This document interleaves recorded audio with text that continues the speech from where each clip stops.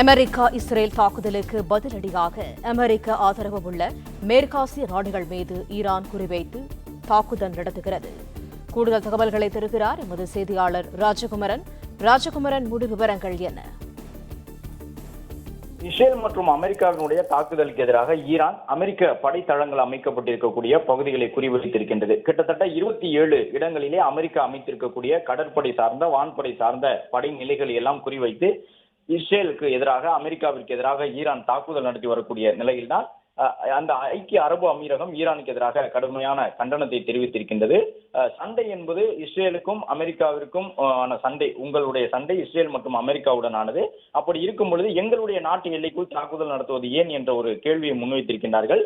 அமெரிக்க படைத்தளங்களை குறிவைப்பதாக சொன்னாலும் தங்களுடைய நாட்டு எல்லை வழியாக அந்த போர் ஆயுதங்களை பயன்படுத்துவதற்கு, ஏவுகணைகளை செலுத்துவதற்கு, ட்ரோன்களை அனுப்புவதற்கு ஐக்கிய அரபு அமீரகம் எதிர்ப்பு தெரிவித்து வருகின்றது.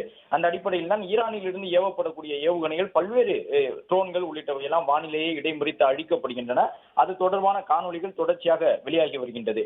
நேற்று இரவு தொடங்கி இன்று பகல் பொழுதிலும் கூட ஈரான் நாட்டினுடைய ஏவுகணைகள் ஐக்கிய அரபு அமீரகத்தினுடைய வான்வெளியில் வைத்து தடுத்து அழிக்கப்படக்கூடிய காட்சிகள் தொடர்ந்து வெளியாகி கொண்டிருக்கக்கூடிய நிலையில்தான் ஈரானினுடைய 165 ஏவுகணைகள் மற்றும் 541 ட்ரோன்களை இடைமறித்து தாக்கி அழித்திருப்பதாக ஐக்கிய அரபு அமீரகம் தெரிவித்திருக்கின்றது.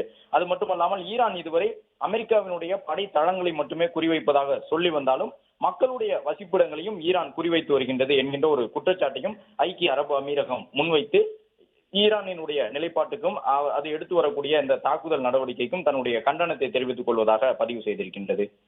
பிளே ஸ்டோர் மற்றும் ஆப் ஸ்டோரில் இருந்து பாலிமர் செயலியை QR கோடு மூலம் பதிவிறக்கம் செய்யுங்கள்.